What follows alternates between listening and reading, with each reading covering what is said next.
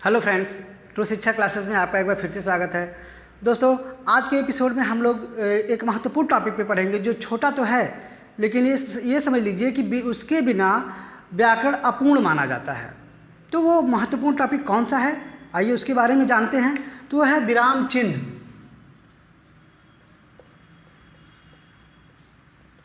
विराम चिन्ह, देखिए विराम होता क्या है।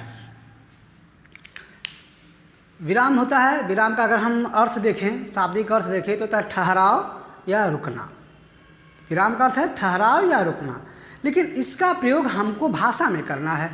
तो भाषा के संदर्भ में विराम चिन्ह, विराम क्या होगा, तो हम ये कह सकते हैं कि लेखन में भावों को क्या कहते हैं, स्पष्ट रूप से व्यक्त करने के लिए विराम चिन्ह की आवश्यकता होती है।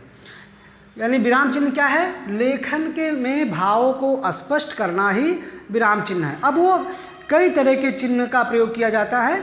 अब हम एक एक करके उन चिन्हों को जानेंगे और उसका प्रयोग जानेंगे। अब शुरू करें, चलिए शुरू करें। जैसे विराम चिन्ह का अभी तक हम लोगों ने शाब्दिक अर्थ जाना कि विराम चिन्ह का शाब्दिक अर्थ क्या है, रुकना या ठहराव। अब भाषा में हमको इसका प्रयोग करना है, तो एक उदाहरण के माध्यम से पहले समझते हैं। जैसे मान लीजिए एक शब्द है राम, एक वाक्य है राम आया है। तो ये कैसा वाक्य है, अगर देखा जाए तो ये कैसा वाक्य है, यह एक साधारण वाक्य है। यह साधारण वाक्य है।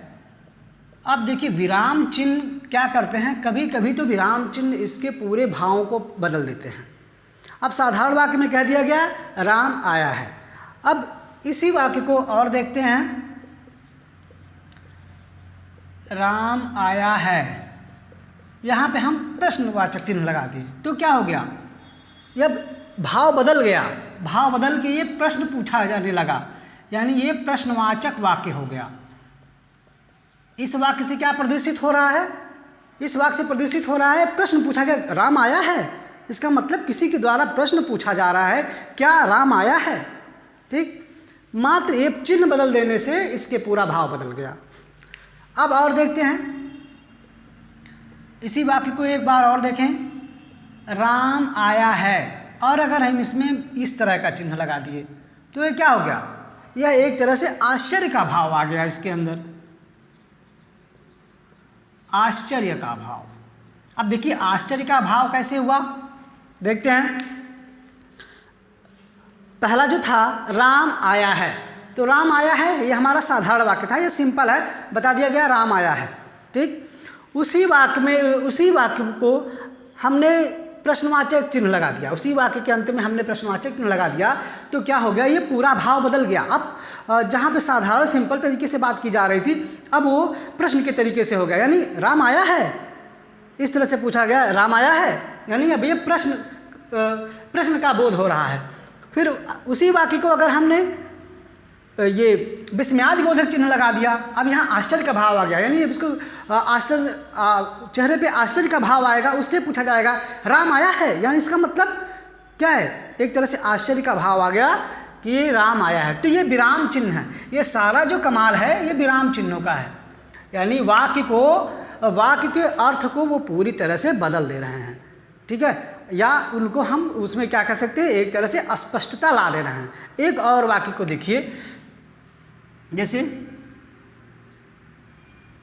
एक और वाक्य को हम देखते हैं, एक वाक्य है रोको मत जाने दो।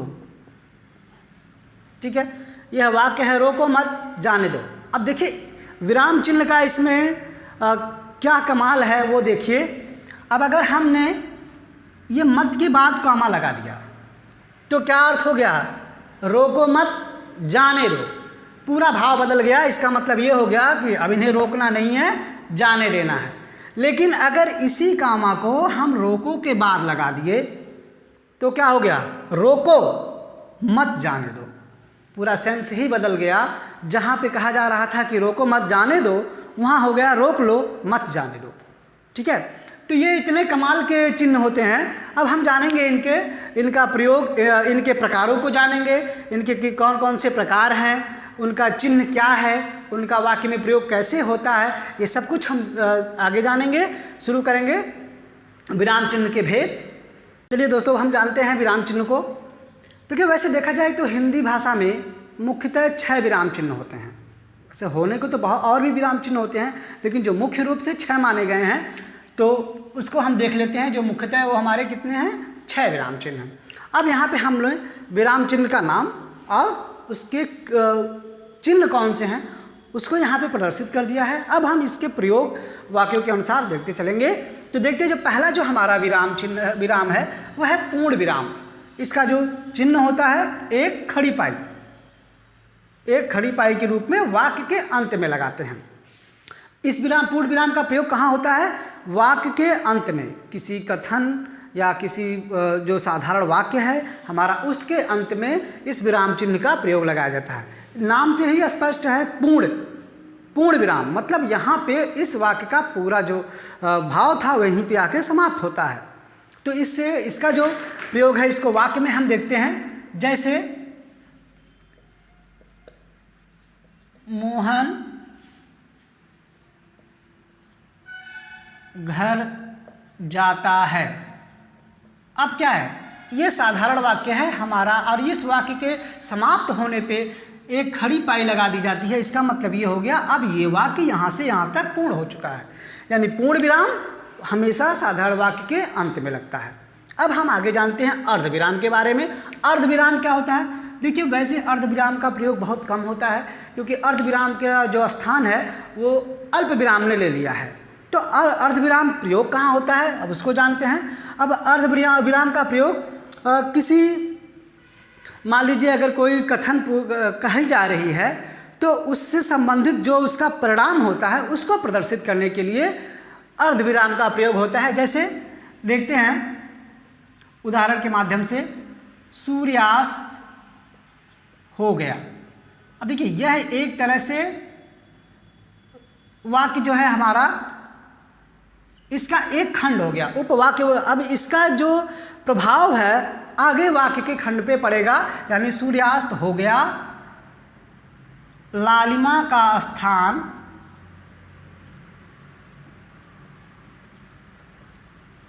कालिमा ने ले लिया। तो इस तरह से कह सकते हैं कि ये जो अल्प विराम का प्रयोग होता है, अर्धविराम का जो प्रयोग होता है, वो एक वाक्य में उसके दूसरे उपवाक्य खंड के लिए प्रयोग किया जाता है। समझ में आ गया? ये हमारा हो गया अर्धविराम। कह सकते हैं अर्धविराम की मतलब, ये अर्धविराम जो होता है अल्प विराम के, पूर्ण विराम की अपेक्षा थोड़ा सा इसमें कम देर तक रुकना होता है। ये इस वाक्य के माध्यम से हमने इसको समझ लिया। अब हम जानते हैं अल्प विराम। अल्प विराम नाम से ही स्पष्ट है, अल्प मतलब थोड़े समय के लिए रुकना। अब अल्प विराम का प्रयोग कहाँ होता है? अल्प विराम का जो प्रयोग होगा वाक्य में, वो देखिए, या तो दो समान चीज़ें हैं, उसमें दो समान चीज़ें हैं, यानी एक ग्रुप के कई वस्तुएं आ रही हैं, तो उनको अलग अलग पढ़ने के लिए, ठीक है। तो जैसे एग्जाम्पल के माध्यम से देखते हैं, जैसे पेन, कॉपी, किताब सब बैग में डालो। मान लीजिए यह एक वाक्य है हमारा। अब देखिए, पेन, कॉपी, किताब, ये सब क्या है? ये एक ही ग्रुप के हैं, है ना, एक ही वर्ग के वस्तुएं हैं। अब इनको एक साथ अगर हम इसको ऐसे पढ़ेंगे, अगर यहाँ पे हम कुछ लगाते नहीं हैं, कोई चिन्ह नहीं लगाते हैं, विराम चिन्ह, तो क्या है, इसको एक साथ पढ़ना होगा, पेन, कॉपी, किताब सब बैग में डालो। तो ये क्या है, ये थोड़ा सा ये अर्थ को डिलीवर करने में, यानी इसका जो शब्द का, वाक्य का अर्थ हो रहा है, ये थोड़ा सा कन्फ्यूज़न क्रिएट करेगा। तो अगर हम इसमें अल्प विराम का प्रयोग करेंगे, तो अल्प विराम क्या करेगा, उन चीज़ों को एक एक, मतलब एक वस्तु के बाद दूसरी वस्तु पढ़ने के लिए थोड़ा सा हमें विराम देना पड़ेगा। देखिए, ये जो अल्प विराम है, इसी को इंग्लिश में कॉमा कहते हैं। कॉमा का ये मान के चलिए आप किसी भी भाषा में हो, चाहे हिंदी हो, उर्दू हो, संस्कृत हो, कोई भी भाषा हो, सबसे ज़्यादा जो अगर किसी विराम चिन्ह का प्रयोग होता है तो वो कॉमा है। तो देखिए, अगर हम यहाँ पे कॉमा लगाते हैं एक एक वस्तु के बाद, जैसे पेन, कॉमा कॉपी, कॉमा किताब, सब बैग में डालो, तो इस प्रकार इसका हम उच्चारण अब किस तरह से करेंगे, इसको पढ़ेंगे कैसे। अब हम एक पढ़ने के बाद, एक वस्तु का नाम लेने के बाद थोड़ी देर रुकेंगे। कैसे? पेन, कॉपी, किताब, सब बैग में डालो। ठीक है, तो क्या है, ये इनके मतलब हर एक वस्तु को उसका बोध कराने के लिए, समझने के लिए इसका प्रयोग किया जाता है। अगला हम देखते हैं योजक चिन्ह। योजक चिन्ह क्या होता है? योजक चिन्ह एक तरह से हम ये कह सकते हैं, ये माइनस की तरह हम इसका प्रयोग करते हैं, मतलब ये ऋण की तरह देखने में लगता है। और प्रयोग कहाँ होता है? दो चीज़ों के, दो समान चीज़ों में अंतर के लिए, या फिर दो विपरीत गुण वाले चीज़ों में अंतर के लिए हम इसको लगाते हैं। अब जैसे देखिए, पास पास, ये एक ही चीज़ का पुनरावृत्ति दो बार हुई तो हम इसको एक योजक चिन्ह लगा के अलग करते हैं दूसरे को। अब जैसे एक तो हो गया पास पास, फिर देख सकते हैं इसको दूर दूर, ये एक ग्रुप के हो गए। फिर आप कह सकते हैं विपरीत गुण वाले, जैसे दिन रात, है ना। तो ये क्या है, ये कभी कभी और का सेंस देते हैं, और का भाव देते हैं, जैसे पास पास, पास और पास, दूर और दूर, या फिर दिन और रात। तो ये हो गए हमारे योजक चिन्ह। अब हम आते हैं प्रश्नवाचक चिन्ह पे। प्रश्नवाचक चिन्ह क्या होता है? प्रश्नवाचक चिन्ह पूर्ण विराम की तरह हमेशा वाक्य के अंत में लगता है, लेकिन जब प्रश्नवाचक चिन्ह लगेगा तो जो वाक्य का भाव होगा वो प्रश्न हो जाएगा, है ना। अब देखते हैं हम वाक्य के माध्यम से। अब देखिए, प्रश्नवाचक बनाने के लिए भी जो दो नियम होते हैं, या तो प्रश्नवाचक शब्द से बनाया जाता है, या फिर उस तरह से कि भाव, जैसे आप इंग्लिश में पढ़ते हैं तो इंग्लिश में क्या है, या तो आप हेल्पिंग वर्ब से बनाते हैं, या तो फिर आप जो क्वेश्चन वर्ड होते हैं उनसे बनाते हैं। उस तरह से देखते हैं, अगर प्रश्नवाचक शब्दों से प्रश्न वाक्य बनाए जाते हैं। और कभी कभी तो कुछ प्रश्न प्रदर्शित करने के लिए साधारण वाक्य के अंत में भी प्रश्नवाचक चिन्ह लगा के प्रदर्शित कर दिया जाता है। तो हम वाक्य को देखें, तुम्हारा क्या नाम है। देखिए, ये वाक्य प्रश्नवाचक वाक्य है, तो प्रश्नवाचक है तो इसके अंत में प्रश्नवाचक चिन्ह भी लगेगा, इसके सिवा अन्य कोई चिन्ह इसके अंत में नहीं लगेगा। ठीक है, ये बताएगा कि हाँ, ये प्रश्न पूछा जा रहा है। एक वाक्य और देखते हैं हम, जैसे अभी हमने एग्जाम्पल में लिया था, राम आया है। अगर इसके वाक्य के अंत में हमने प्रश्नवाचक चिन्ह लगा दिया तो ये भी प्रश्न का ही बोध कराएगा, ये प्रश्न का बोध कराएगा। प्रश्न का बोध कैसे कराएगा? देखिए, प्रश्नवाचक चिन्ह से है, ऐसा हो सकता है कि जैसे अगर किसी को पता नहीं है, हाँ, तो मान लीजिए आप बाहर हैं, आप बाजार में गए हैं, आपके पिताजी आए तो आपका नाम लेके पूछेंगे, ये मान लीजिए आपका नाम ही राम है, तो भैया राम आया है। तो मतलब उन्होंने क्या राम आया है ये न कह के राम आया है ऐसे भाव से पूछा, जिससे प्रश्न का बोध हुआ। तो उत्तर उनको क्या मिलेगा, हाँ या ना। तो ये भी हमारे क्या है, प्रश्न के बोध करा रहे हैं। तो यहाँ पे हमको प्रश्नवाचक चिन्ह का प्रयोग किया जाता है। ठीक, अब आते हैं हमारा विस्मय सूचक चिन्ह। विस्मय सूचक चिन्ह क्या होता है? जिन शब्दों से आश्चर्य का भाव, शोक का भाव, दुख का भाव, यानी ये तरह से कुल मिला के हम ये कह सकते हैं, जो शब्द हमारे मन के भावों को प्रदर्शित करते हैं। अब मन के भाव हमारे चाहे दुख के हों, सुख के हों, आश्चर्य के हों, किसी भी प्रकार के हों, विस्मय के हों, वो सब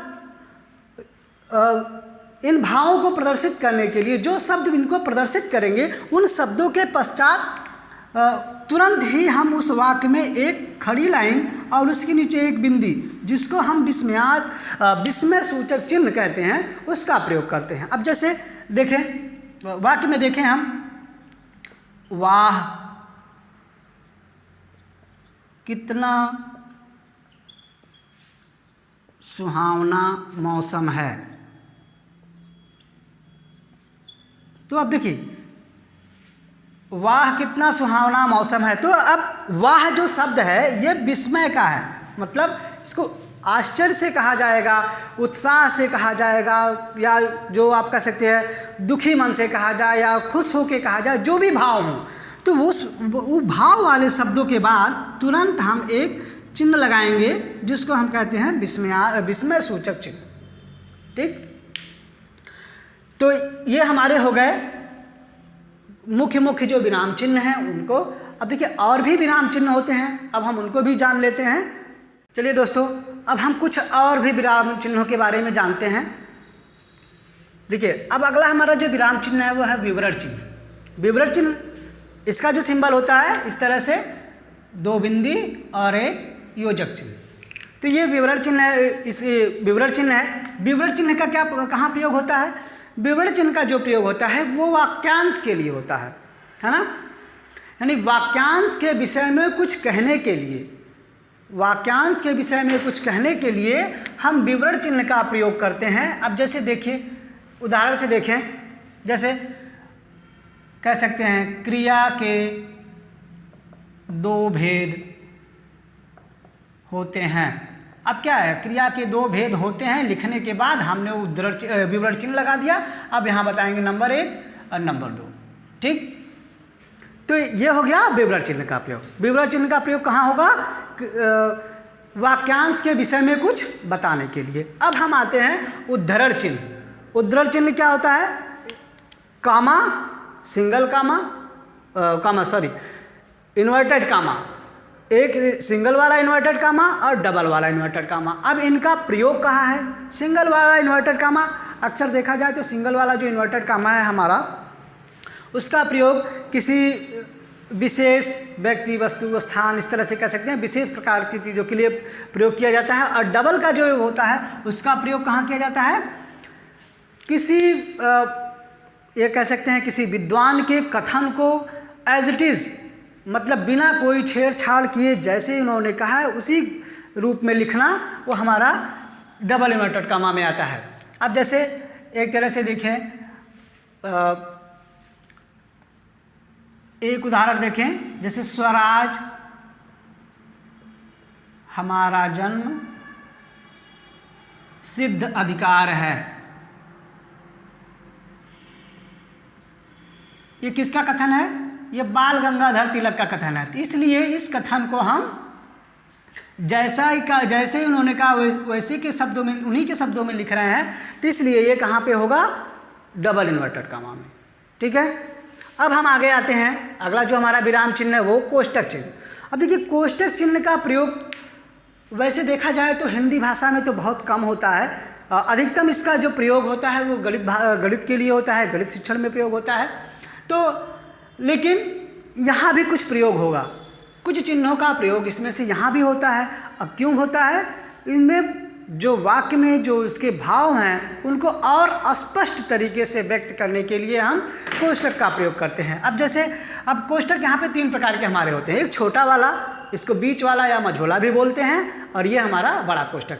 अधिकतर जो प्रयोग होता है भाषा में वो हमारा छोटे कोष्टक का प्रयोग होता है। अब एक उदाहरण के तरह से हम समझते हैं। अब जैसे विश्वामित्र, अब यहाँ से हमने कोष्टक में लगा दिया क्रोध में या क्रोध से। आगे उन्होंने कहा ठहर जा। तो क्या हुआ?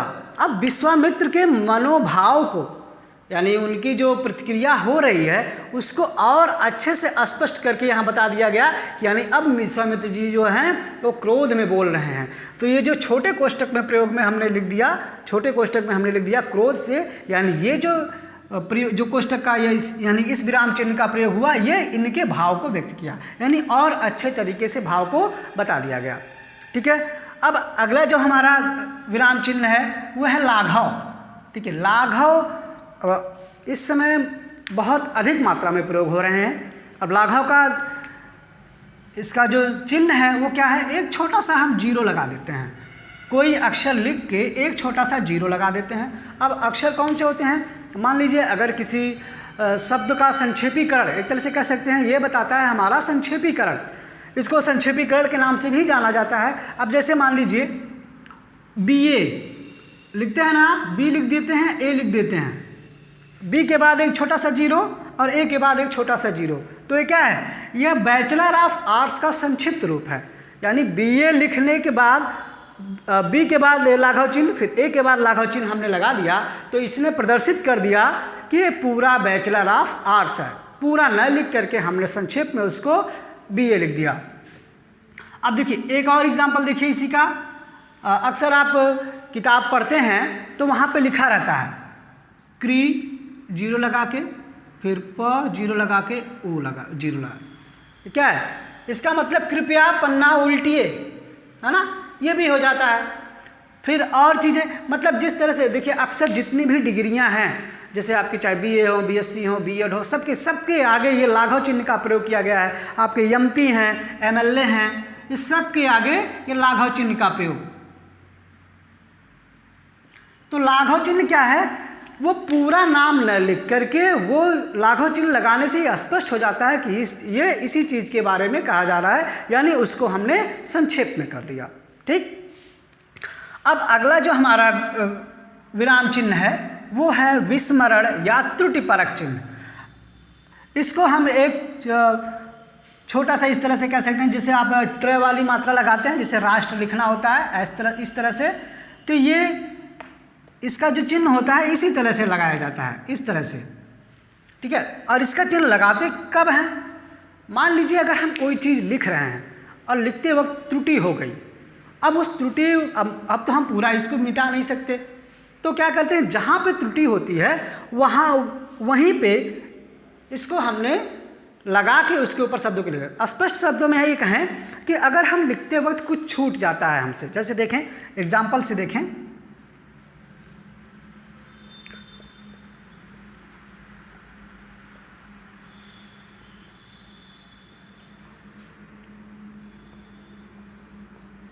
चलिए लिखते हैं मोहन अपने घर साइकिल गया, मान लीजिए।